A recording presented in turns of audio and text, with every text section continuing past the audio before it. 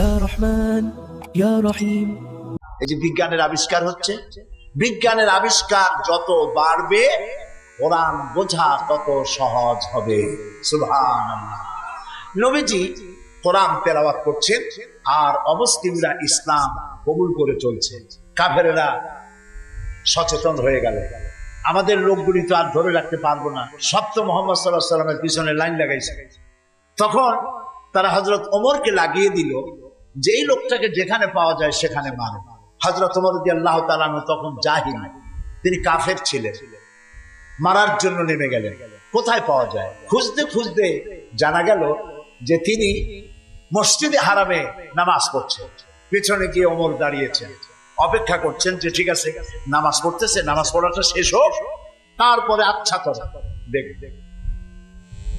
নবী করিম সাল্লাল্লাহু আলাইহি ওয়াসাল্লাম নামাজের মধ্যে তেলাওয়াত করতেছেন জোরে জোরে। এখন আপনারা বুঝুন, এই কোরআন শরীফ হচ্ছে আল্লাহ, তেলাওয়াত করছেন যার উপরে নাজিল হয়েছে তিনি। এখন শুনতে কত মজা হচ্ছে। হযরত ওমর তিনি বলছেন যে আমি মনে মনে ভাবলাম যে মুহাম্মদ সাল্লাল্লাহু আলাইহি ওয়াসাল্লামকে এই সব কথা জেনে শিখায়। উনি তো কোনো স্কুল কলেজে যায়নি, মাদ্রাসায় যায়নি, কই পান এত সুন্দর সুন্দর কথা, নিশ্চয়ই জেনে শিখাচ্ছে। হযরত ওমর বলেন আমি যখন মনে করছি নবীজিকে মুহাম্মদ সাল্লাল্লাহু আলাইহি ওয়াসাল্লামকে জেনে কথাগুলি শিখিয়েছে, অমনি তিনি নামাজের ভিতরে তেলাওয়াত করলেন, ইন্নাহু লাকাউলু রাসূলিন কারীম। এটি একটি মহান বার্তাবাহকের বর্ণনা। হযরত ওমর চিন্তা করলেন সর্বনাশ, আমি মনে মনে চিন্তা করছি জেনের কথা, আর উনি জবাবে বললেন না জেনের কথা না, এটা সম্মানিত বার্তাবাহক তিনি বর্ণনা করেছেন। হযরত ওমর বলেন আমি মনে মনে ভাবলাম জেন যদি না শিখিয়ে থাকে তাহলে তলে তলে কোন ফাঁকে যেন মুহাম্মদ সাল্লাল্লাহু আলাইহি ওয়াসাল্লাম কবি হয়ে গেছেন, কারণ এত সুন্দর মিলিয়ে মিলিয়ে কথা তো আর শুনি নাই কখনো। হযরত ওমর বলেন আমি যখন ভাবলাম তিনি কবি হয়ে গেছেন, অমনি তিনি নামাজের ভিতরে আমার এই কথার প্রতিবাদ করলেন। তিনি পড়লেন ওয়ামা হুয়া বিকাউলি শাইরিন কালিলাম মা তুমিনুন। না না না, এটা কোনো কবির কথা নয়, তোমরা খুব কমই বিশ্বাস স্থাপন করো। হযরত ওমর বলছেন কি সাংঘাতিক কথা।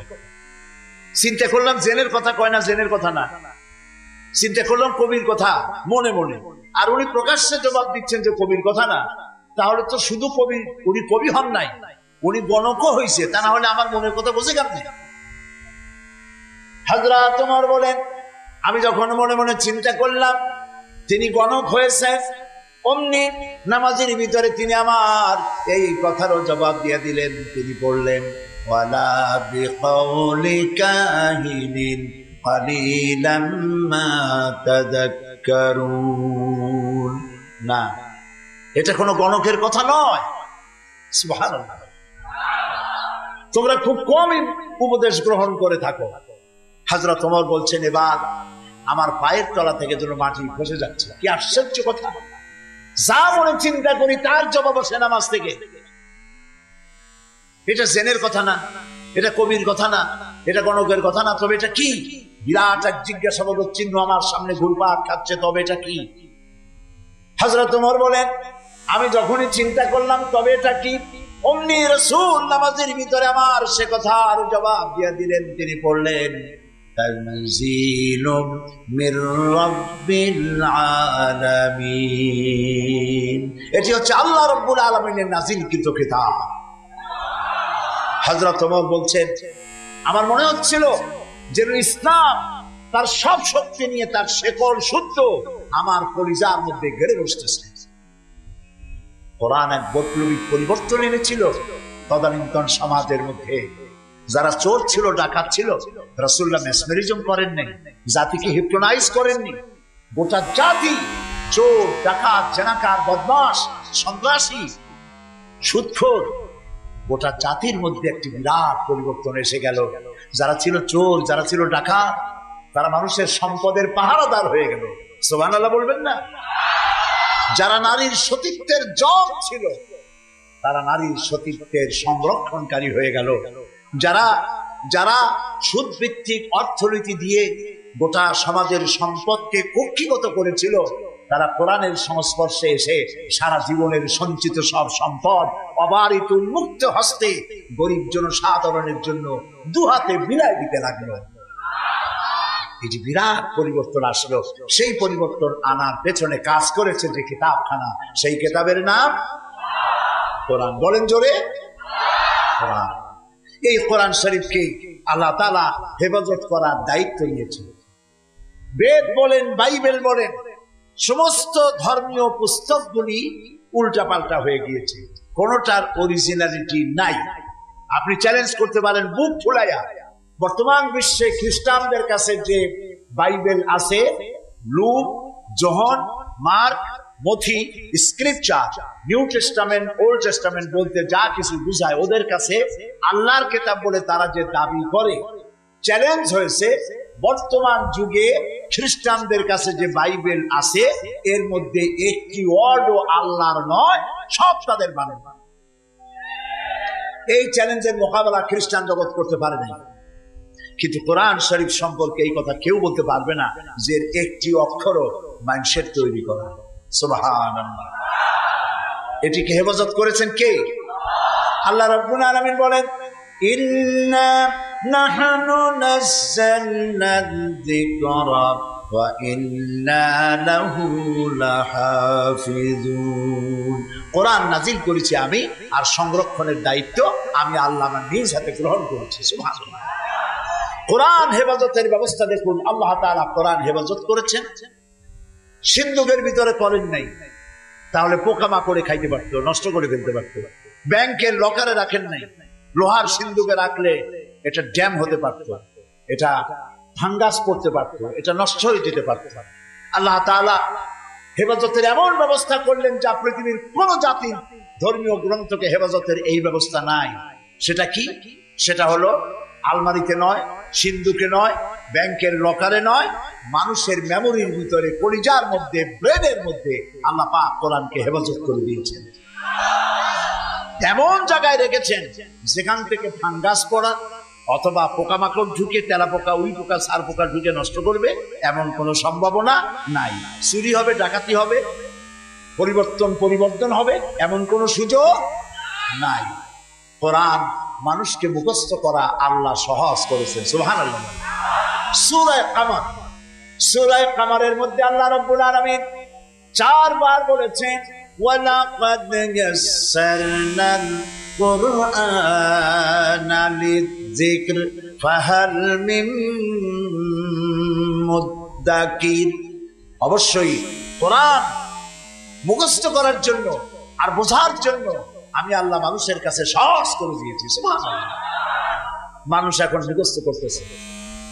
কোরআন যারা মুখস্থ করছে তাদের সংখ্যা, এক জরিপে জানা গেছে সারা পৃথিবীতে কোরআন যারা মুখস্থ করেছে তাদের সংখ্যা 5 কোটি ছাড়াই গেছে। ময়মনসিংহে হাফেজ নাই,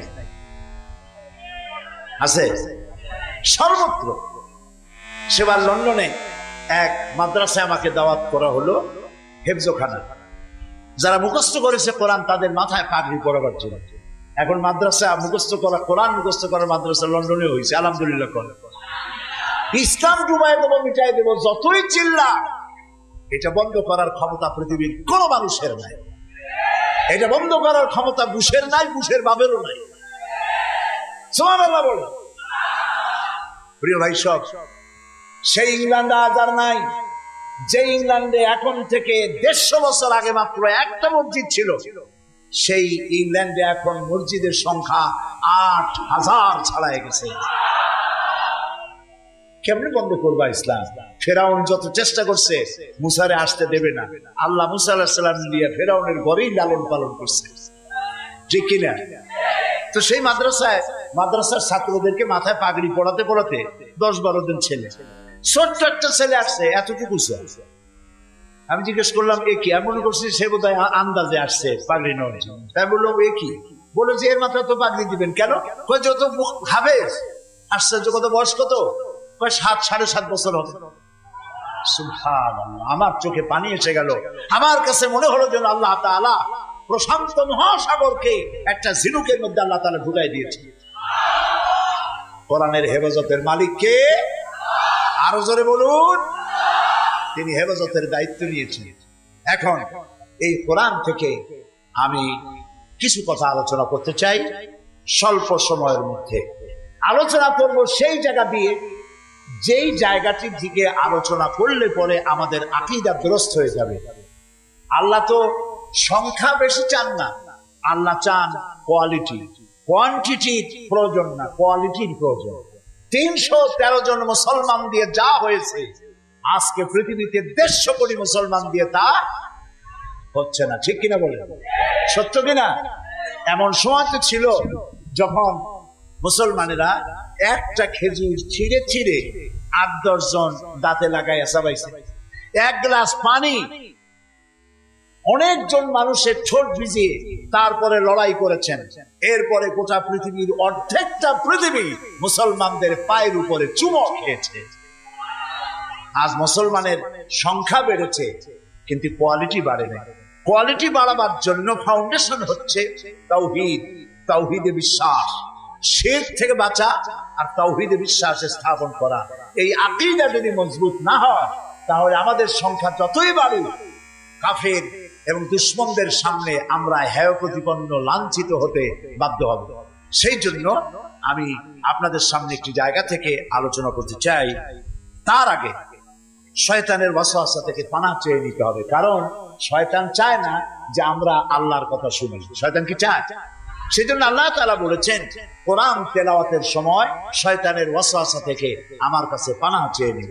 আপনারা সবাই আমার সাথে পড়েন বিতাড়িত মরদুদ, শয়তানের ওয়াসওয়াসা থেকে পানাহ চাই, পরম করুণাময় আল্লাহর নামে শুরু করছি। সূরা লুকমান, দ্বিতীয় রুকু। وَلَقَدْ آتَيْنَا لُقْمَانَ الْحِكْمَةَ أَنِ اشْكُرْ لِلَّهِ وَمَنْ يَشْكُرْ فَإِنَّمَا يَشْكُرُ لِنَفْسِهِ وَمَنْ كَفَرَ فَإِنَّ اللَّهَ غَنِيٌّ حَمِيدٌ وَإِذْ قَالَ لُقْمَانُ لِابْنِهِ وَهُوَ يَعِظُهُ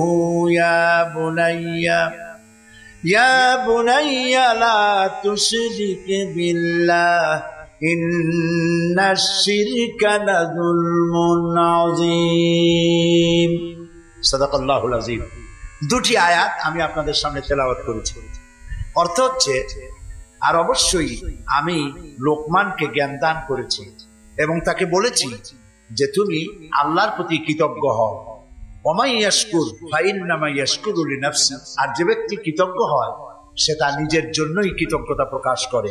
ওমান কাফারা, আর যে ব্যক্তি অকৃতজ্ঞ, ফাইন্নাল্লাহা গানিয়্যুন হামিদ, আর জেনে রেখো আল্লাহ তাআলা কারো কৃতজ্ঞতার, কারো প্রশংসার মুখাপেক্ষী নন। তিনি হামিদ, নিজের থেকে নিজেই প্রশংসিত। এটি হলো আমার তেলাওয়াতকৃত আয়াতের তরজমা। এখন এই আয়াত থেকে কিছু কথা আমি আপনাদের সামনে আলোচনা করতে চাই। ফ্যানটা আমার দিকে ডাইরেক্ট করে দেব। সেটা হলো এই, আল্লাহ তাআলা বলছেন ওয়ালাকাদ আতাইনা লুকমানাল হিকমা, আমি লোকমানকে জ্ঞান দান করেছি। লোকমান সম্পর্কে আমাদের অনেকের ধারণা যে লোকমান ছিলেন পয়গম্বর বা নবী বা রাসূল ছিলেন। এটি ঠিক নয়। হযরত লোকমান নবী না, রাসূল না, তাকে আল্লাহ জ্ঞান দান করেছিলেন। কে জ্ঞান দান করেছিলেন বলুন? আল্লাহ তাআলা তাকে জ্ঞান দান করেছিলেন। হযরত লোকমান ছিলেন একজন বাদশাহ, একজন রাজার, তিনি ছিলেন কৃতদাস। এখন একদিন বাদশার কাছে খবর এলো যে আপনার যে খাদেম, যে গোলাম লোকমান, সে তো বড় বুদ্ধিমান মানুষ। বলে কেমন? যেখানেই যায় উট ভেড়া ছাগল ইত্যাদি তো পালে, তো যখন যেখানে যায় উট ভেড়াগুলো ছেড়ে দিয়ে তারপরে এক জায়গায় বসে, আর সব রাখালরা তার চারদিকে এসে বসে যায়, আর উনি জ্ঞানপূর্ণ কথা বলে। তার জ্ঞানের কথা শুনে মানুষগুলি হা করে তাকায় থাকে। বাদশা মনে করলেন যে আমার ভেড়া ছাগল রাখে, তার যদি হয় এত জ্ঞান, তো তারে তো আমার আটকায় রাখা ঠিক না। আচ্ছা জ্ঞানটা কেমন তুই একটু পরীক্ষা তো করি। একদিন লোকমানকে তিনি ডাকলেন, ডেকে বললেন, লোকমান তুমি এক কাজ করো, আমার যে ছাগলগুলি তুমি পালতেছো, একটি ছাগলকে জবাহ করে ওর ভিতর থেকে ছাগলের শরীরের সব থেকে উৎকৃষ্ট অংশটা আমার জন্য নিয়ে আসো। হাজরাতে লোকমান একটা ছাগল জবাহ করলেন এবং ছাগলের কলিজা এনে পিরিচে করে ওনার সামনে হাজির করে দিলেন। কয়েকদিন যাওয়ার পর বাদশাহ আবার বললেন, আজকে আরেকটা ছাগল জবাহ করো এবং তার শরীরের নিকৃষ্ট অংশটা আমার সামনে নিয়ে আসো। লোকমান আরেকটা ছাগল জবাহ করলো এবং ওই ছাগলের কলিজাটা পিরিচে করে এনে হাজির করে দিল। বাদশাহ বললো, আমি শুনছিলাম তোমার নাকি অনেক জ্ঞান, এই বুঝি জ্ঞানের পরিচয়? আমি যেদিন চাইলাম, প্রথম বললাম সব থেকে উৎকৃষ্ট জিনিস আনো, তুমি কলিজা নিয়ে আসলা। সব থেকে নিকৃষ্ট জিনিস চাইলাম, তখনও তুমি নিয়ে আসলা কলিজা। তোমার জ্ঞানের পরিচয় তো পাইলাম না। লোকমান বললেন, হযরত লোকমান হাকিম বললেন, জাহাপানা, আপনি আমার মধ্যে জ্ঞানের পরিচয় কি পেয়েছেন পান নাই সেটা বড় কথা না। বড় কথা হলো এই, শুধু মানুষ না, প্রত্যেক প্রাণীর মধ্যেই আল্লাহ তাআলা একটা জিনিস দিয়েছেন। সেই জিনিসটা যদি ভালো হয় তাহলে প্রাণীটা ভালো। অর্থাৎ মানুষের মধ্যে, প্রাণীর মধ্যে ভালো যদি কোনো জিনিস থাকে তার নাম দিল, তার নাম কলিজা। আর খারাপ যদি কোনো জিনিস থাকে তার নাম দিল, তার নাম কলিজা। এখন লক্ষ্য করুন, লোকমান যে কথা বললেন 1000 বছর আগে, নবী করিম সাল্লাল্লাহু আলাইহি সাল্লাম 1000 বছর পরে পৃথিবীতে এসে সেই একই কথাই বললেন। একই কথাই বললেন। রাসূল কি বললেন?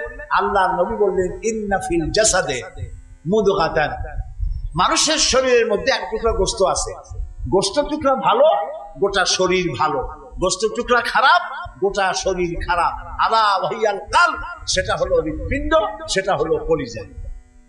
তাহলে লোকমান যে জ্ঞান পাইছিলেন, যে জ্ঞানের দ্বারা তিনি এই কথা বললেন, সেই জ্ঞানটা কার ছিল? বলেন কার? আর রাসূল যে জ্ঞান পেয়েছিলেন সেই জ্ঞানটা কার?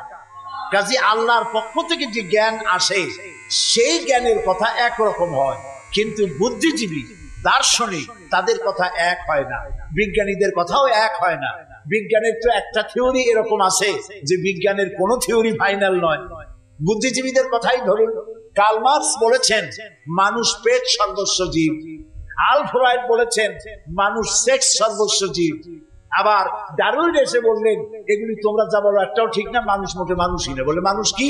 মানুষ হল বান্দর।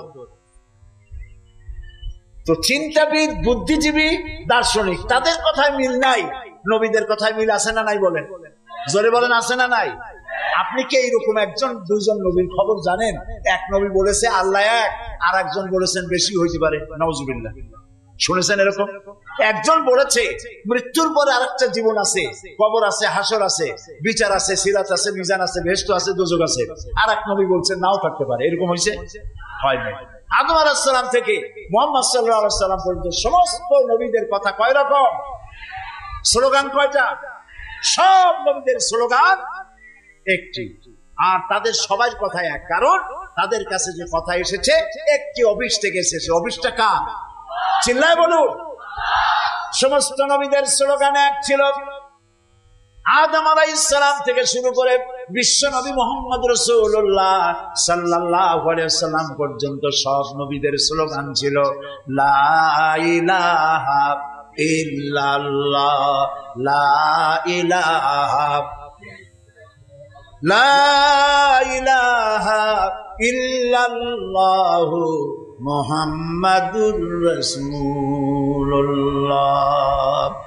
সুতরাং দেখা গেল আল্লাহ রাব্বুল আলামিনের থেকে জ্ঞান যারা পায় তাদের কথার মধ্যে কোনো বৈপরীত্য হয় না। হযরতে লোকমান বললেন, এই যে কলিজার কথা, দিল, কালব, হার্ট, এটা ভালো, সব শরীর ভালো। এটা খারাপ, সব খারাপ। মন যদি ভালো হয় হাত ভালো কাজ করবে। বলেন ঠিক কিনা? হাত ওজনে কম দেবে না, মন ভালো ওজনে কম দেবে না, হাত খাদ্যে ভেজাল দেবে না, জমিনের আইল ঠেলবে না, পরনারী স্পর্শ করবে না। সুবহানাল্লাহ বলেন।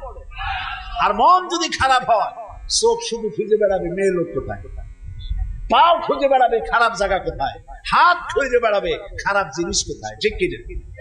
মন ভালো, সব ভালো। এই দিল আবার 3 প্রকার হয়। দিল কয় প্রকার? 3 প্রকার। কোরআন থেকে বলছি, দিল 3 প্রকার: সুস্থ দিল, অসুস্থ দিল, মৃত্যু দিল। এই 3 প্রকারের দিন। এখন আসুন অ্যানালাইসিসের মাধ্যমে আমরা দেখি আমাদের কোন দিন। সুস্থ দিল কাকে বলে? আল্লাহ রাব্বুল আলামিন বলেন, আল-ইয়াওমা লা ইয়ানফাউ মালুন ওয়ালা বানুন ইল্লা মান আতাল্লাহা বিকলবিন সালিম। এটি হলো সুস্থ দিন। সেই কিয়ামতের দিনে মাল, ধন, সন্তান, সন্ততি কোনো কাজে আসবে না, শুধু উপকারে আসবে প্রশান্ত আত্মা নিয়ে। কেউ যদি প্রশান্ত কাল্ব নিয়ে কেউ যদি আল্লাহর দরবারে উপস্থিত হয়, সেই দিলটা কাজে লাগবে। এটা হলো সুস্থ দিল। অসুস্থ দিল কোনটা? ফি কুলুবিহিম মারাদুন ফাযাদাহুমুল্লাহু মারাদা। তাদের দিলের মধ্যে ছিল একটি রোগ, সেই রোগকে আল্লাহ আরো বৃদ্ধি করে দিলেন। অসুস্থ দিলের নমুনা কি? ওয়াজ ভালো লাগে, সিনেমাও খারাপ লাগে না, মসজিদও ভালো লাগে, কীর্তনও খারাপ লাগে না। এই যে দুইটা ভালো লাগে, এটি হলো অসুস্থ দিল। এটার নাম কি? আছেন আমাদের সমাজে, কয় যে হুজুর ওয়াজ শুনতে খারাপ লাগে না, কিন্তু গান যখন শুনি তাও মজা লাগে। মসজিদও ভালো লাগে, সিনেমাও খারাপ লাগে না। আছেন এরকম লোক? আছে। এটা কেন? এটা হলো এই জন্য যে ইমানের মধ্যে জং ধরে গেছে। সাপে যদি রাত্রে কামড়ায়, রাতের বেলায় সাপে কামড়াইছে, ওজার কাছে যায় লোকেরা। মোমেন শাহীতে ওজা আছে না? ওজার কাছে যায়, যে বলে সাপে কামড়াইছে। এখন ওজা প্রথমে টেস্ট করবে যে সাপটা বিষধর সাপ না বিষহীন সাপ। সাপ তো 2 রকম আছে। যে সাপে কামড়াইলে তাৎক্ষণিক ভাবে লোক মারা যায়, ওই সাপে মোমেন শাহীতে কি বলে? কি বলে? গোখরো সাপ। আর যেটা দেখতে খুব রং ছং মোটা টোটাও আছে, কিন্তু কামড়াইলে কিছু হয় না, ওইটা কি? জোড়া সাপ। এখন জোড়া সাপ না গোখরো সাপ কামড়াইলে কোনটায় দেখে তো নাই। এটা বোঝার জন্য ওঝা করে কি, সাপে দংশিত ব্যক্তির জিহ্বার উপরে লবণ এবং ঝালওয়ালা মরিচ এগুলো দিয়ে দেয় জিহ্বার মধ্যে। যদি সে বলে পানি পানি লাগে, যত মরিচ দেয় তত পানি পানি লাগে, তাহলে বুঝতে হবে বিষধর সাপে দংশন করেছে। আর যদি সে বলে যে ঝাল লাগতেছে, লবণ লাগতেছে, তাহলে বুঝতে হবে যে জোড়া সাপে কি করছে? দংশন করেছে।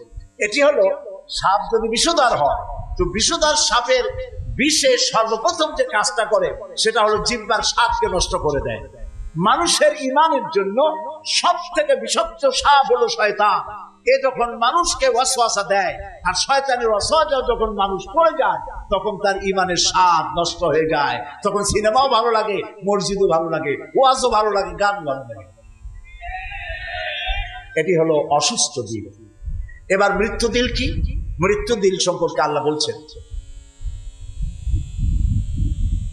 ওয়ালাকাদ যারানা লিজাহান্নামা কাসীরাম মিনাল জিন্নি ওয়াল ইনস লাহুম কুলুবুন লা ইয়াফকাহুনা বিহা।